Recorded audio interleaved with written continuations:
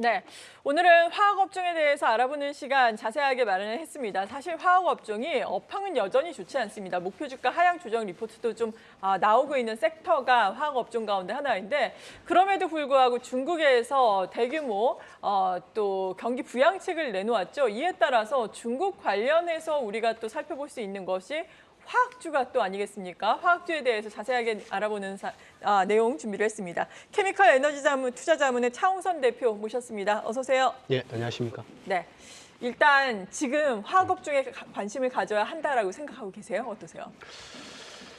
그 순서대로 하면 네, 2020년, 21년, 22년에 미국 화학기업들이 예를 들면 미국의 웨스트 레이크 케미칼 같은 네. 경우가 사상 최대의 매출액, 사상 최대의 이익, 예. 사상 최대의 주가를 기록을 했습니다. 그런데 우리 화학주들은 왜 안 좋았던 거예요? 그러니까 이번에처럼 예. 중국이 184조 원 경기 부양하지 않습니까?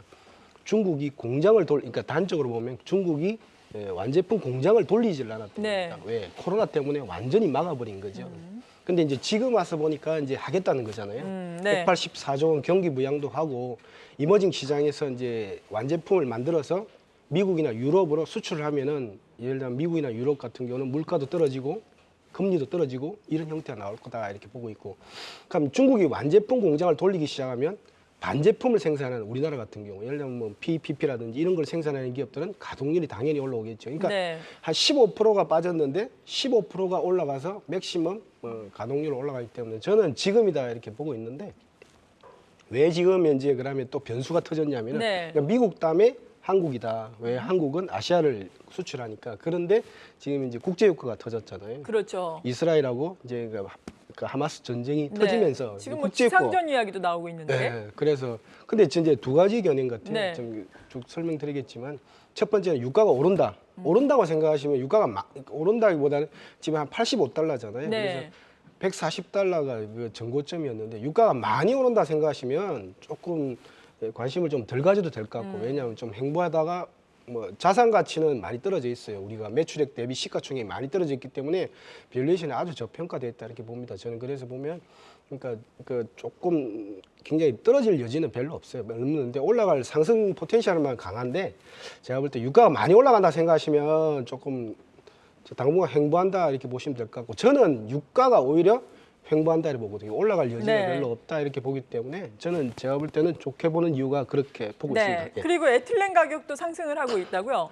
예, 지금 그러니까 그 다들 신경을 안 쓰시잖아요. 근데 7월 달에 톤당 950달러를 찍었습니다. 네. 찍었는데 지금 오면 1200달러까지 우리도 모르게 시장도 모르게 계속 올라오고 있었어요. 한 26% 정도 제품 가격이 올랐는데, 에틸렌 가격이 보면 화학 제품의 예를 들면은 가장 그 선두 예를 들면 대표 제품이거든요. 에틸렌 가격이 올라오면 다 올라가고 있다 이렇게 네. 보시면 될 것 같습니다. 그래서 우리도 모르게 아시안 게임을 통해서 이제 아시아가 다 풀렸다는 걸 보셨잖아요. 코로나에서.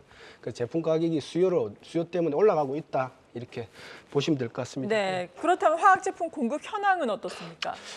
지금 보면은 그 화학 제품에 대해서 보면은 2023년 올해까지 네. 2023년, 작년 2022년, 21년까지 보면은 이렇게 중국이 완전히 잠궜잖아요. 잠궈 생산도 하지도 네. 않았는데 공급 물량은 원래 보면은 3년이나 4년 전 물량들이 지금 이제 출하되기 시작했거든요. 생산이 완공이 되기 들어왔어요. 그러니까 이제 설상가상이었죠. 예를 들면은 어찌됐건 미국은 고금리였고 아시아는 생산을 하면 좋을 텐데 네. 가동률을 15%에서 확 줄여버렸으니까 그런 상태에서 이제 또 신규 물량들이 들어왔다는 거죠. 그런데 좋은 소식은 뭐냐면은 중국의 자금률이 많이 높아졌습니다. 철강은 51%, 중국이 한 화학 같은 경우는 22%대까지 올라왔거든요. 네. 그래서 자기들 인구 대비해서 큰 폭으로 올라왔기 때문에 이제는 물량이 줄어드는 걸로 나와 있습니다. 그래서 에틸렌 기준으로 보면 2023년에 한 900만 톤인데 예를 들면 9개 공장, 내년에 한 3개 공장 한 300만 톤으로 줄어들기 때문에 지금 현재는 이제 중국 같은 경우도 수익성 위주로 정책을 펼칠 것이다 이렇게 보기 때문에 공급에 대해서도 그렇게 우려할 요인은 아니다. 이제부터는 공급이 줄어든다 이렇게 보시면 될 것 같습니다. 네, 그렇군요. 공급이 줄어든다. 화학주 측면에서는 긍정적인 내용이 될 수 있겠는데 앞서서 국제유가 관련해서 지금 중동의 지정학적 불안으로 인해서 배럴당 85달러까지 올라왔다라는 도움 말씀을 주셨는데 앞으로의 추이는 어떨 것으로 예상을 하세요? 그 두려워하시는 게 1973년, 1979년대 유가를 두려워하시는 것 같아요. 그때 당시 얼마냐면 유가가 배럴당 1.5달러인데 네. 중동 전쟁이 터지면서 배럴당 40달러까지 30배, 30배가 올라가기 시작합니다. 오일 쇼크였죠. 예, 오일 쇼크였죠. 그러니까 그때를 염두하고 지금 이제 불안이 떨고 계신 거거든요. 그래서 뭐 유가가 올라가게 되면은 물가가 더 올라갈 것이고, 그 다음에 미국의 금리가 5.5%인데 기준금리가 이 내려야 될 타이밍인데 안 내렸자 계속 고금리를 더 유지하거나 올라갈 수도 있다는 그런 때문에 지수를 누르고 있잖아요. 그래서 수요를 더 줄일 것이다 이렇게 보고 있는데. 그 1973년하고 지금하고는 완전히 틀립니다. 네. 뭐냐면은 그때는 전기차가 없었고요. 지금은 전 세계 지구 전체적으로 4천만 대가 지금 현재 등록되어서 돌아다니고 있습니다. 4천만 대면 어느 정도 되면 한 3% 되는데 제가 볼 때는 등록 대수가 14억 대이기는 한데 제가 볼 때는 한 10억 대가 활발하게 움직인다 보면 한 5% 정도가 전기차다 이렇게 보시면 돼요. 전기차, 수소, 태양광, 풍력 이런 것들이 수요를 줄이는데 그 내년 같은 경우는 그 테슬라 앨런 머스크가 그런 말을 했죠. 내년에 50% 성장보다는 고금리 때문에 28% 성장하겠다. 전기차가 올해 1,400만 대가 팔립니다. 네. 내년에 1,800만 대가 팔립니다. 그러면 석유 수요로 따지면은 2%를 줄여드는 효과가 나옵니다. 그래서 그 중동 국가가 0.5%를 줄이면서 이렇게 감산하면서 석유를 조절했는데 내년에 2%가 더 들어오는 거예요. 그러면 한 5%에서 전기차 비율이 7%로 올라가기 때문에 지금 현재는 전기차, 수소, 태양광, 풍력, 원자력까지 석유 수요를 줄일 수 있는 것들이 있기 때문에 제가 볼 때는 유가가 그렇게 올라가는 게 쉽지는 않을 것이다. 저는 횡보할 거라 보고 있고 이번에 전쟁은 사우디가 있지 않습니까? 네. 군사적으로 미국하고 가까워지려고 했다고 보면서 터진 전쟁이거든요. 그래서 사우디가 어떤 스탠스를 취하냐면은 유가가 추가적으로 올라간다면 증산할 수 있다. 그다음에 러시아조차도 네. 석유 시장이 안정되었으면 좋겠다. 왜냐하면 석유를 지금 팔아먹어야 되잖아요. 그렇게 돼 있고 이란도 지금 이제 하마스 쪽 뒤쪽에 좀 부인하고 있기 때문에 제가 볼 때는 말씀하신 대로 지금 이제 사우디의 협력이 있다면 단기적으로는 증산할 것이고 그다음에 전기차가 거의 내년까지 합치면 7% 수요를 먹고 들어가기 때문에 과거와는 다르다. 저는 그래서 횡보할 것이다 이렇게 보고 있습니다. 그런 부분은 화학주에 좀 긍정적으로 작용을 할 수가 있겠네요. 아, 예, 그렇습니다. 그래서 투자 전략은 어떻게 세워볼까요? 그래서 제가 볼 때는 지금 그러니까 미국이 올라갔고 이제는 한국 차례라고 그랬잖아요. 네. 자산 가치 대비 지금 이제 매출액 대비 시가총액이 미국 같은 경우는 1.1배에서 3배 수준에 들어가 있거든요. 네. 미국 화학기업들은. 근데 우리나라는 0.4, 0.3배짜리도 많아요.